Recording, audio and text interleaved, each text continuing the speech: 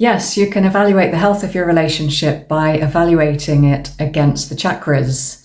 This will give you a really well-rounded view of the health of your relationship from an energetic point of view. And if you don't know much about the chakras, that's absolutely fine. I'm going to talk you through. So the chakra system is made up of 7 main chakras, which are said to be energy centers within the body. The first one is the root chakra, which is located by the tailbone. And this is all about safety. So from a relationship point of view, do you feel safe? This is both physically and emotionally.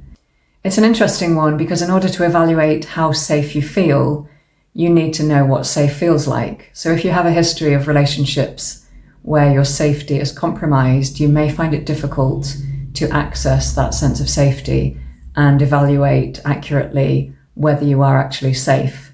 But if you can start by thinking about emotional safety, can you express yourself emotionally? Is that a safe thing to do? And physically, are you physically safe, or do you ever feel unsafe or in danger? That is the root chakra. Then we have the sacral chakra, which is located a little bit further up between the hips. This is the center of pleasure and creativity. So, obvious question here, is there chemistry between you and your partner? This is the essence of the sacral chakra. But also, is there playfulness? So if you have a relationship where all you're focused on is paying off your mortgage and you never have any fun because you're so focused on that, you may want to reassess and have a think about how you can introduce playfulness into your relationship. On the other hand, this can be imbalanced if there is too much focus on pleasure and play. If you're so focused on that you are finding it difficult to pay your bills, for example, or you're getting into huge debt, paying for things which are maybe not necessary, like holidays, days out, high price items, etc., you may want to evaluate whether you need to make some changes from that point of view. And I'm talking here about a relationship point of view. Of course, it could be one person in the relationship which is out of balance, not necessarily both of you. Then we come to the solar plexus, which is located just above the navel. This is the center of self. So this is all about you. So questions to ask are, can you be yourself? Can you be completely yourself with this person? Can you express yourself completely without having to hide? If you find you're hiding parts of yourself, ask yourself, is this because your partner doesn't accept you just how you are? Have you been told that? Or is it your own fear which is holding you back? And maybe you can experiment a bit with starting to reveal those parts of yourself that you're hiding in order to see whether they are actually acceptable. That would be a good test for the relationship, because there's nothing better than being able to be completely yourself in the company of somebody else. Then we have the heart chakra, which is located in the center of your chest by your heart.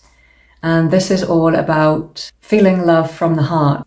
This is a pure love. It's not about status or money. It's not about loving somebody because they've got a high-powered job and you love the items that they buy you and the dinners that they take you out for. This is a pure love from the heart. So no matter what happens in your relationship, will you still love that person? And this is something you need to honestly assess. Are you actually in love with that person, or is it a transactional relationship where you're getting something, you're getting your needs met in a transactional way? Maybe you give something and they give you something back. That is not a pure love. So it works for some, it might be what you want, but maybe not gonna last a lifetime. Then we come to the throat, which is, as it suggests, located by the throat. So this is all about speaking your truth.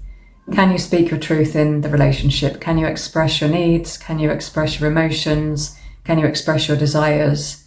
And can you do that openly? Or do you find yourself holding back and not able to speak about what you want? Maybe always deferring to the other person or holding back. If you find you're complaining to your friends about your partner, but about things that you haven't spoken to them about, that's a bit of a red flag. So again, test that out, see if you can actually speak your truth to your partner. How does that go down? Is it a fear you have of speaking your truth, or is it genuine that they won't accept that? Have a think. Then is the third eye, which is located between the eyes by the eyebrows. This is all about vision. So Do you have a long-term vision for this relationship? Can you imagine yourself with this person in a month's time, a year's time, 3 years' time, 45 years' time? Is it giving you confidence that you have a future together? Again, that may not be what you want. That's absolutely fine. But if you are looking for long-term love, this is the third eye chakra, which can tell you all about that and give you a solid evaluation of whether there's a future in your relationship. Obviously, it takes two to tango. It's not all about you. It needs to come from them as well. And then the crown chakra. So this is all about your connection with the divine. Is there a sense that this connection is God-given or has a connection to the divine? Does it raise your vibration? Does it make you feel closer to God or closer to the divine, however you like to see it, the universe? Maybe there was circumstances that brought you together, which seem to be orchestrated beyond your understanding.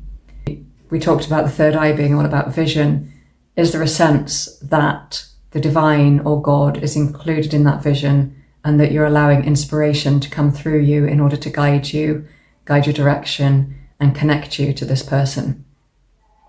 Sound a bit far-fetched? It is real. It does happen. So running through this is going to tell you a lot about your relationship, about the health from an energetic point of view, and about the long-term prospects of this person. I hope you find it insightful. If you do, please drop a comment and please subscribe to my channel.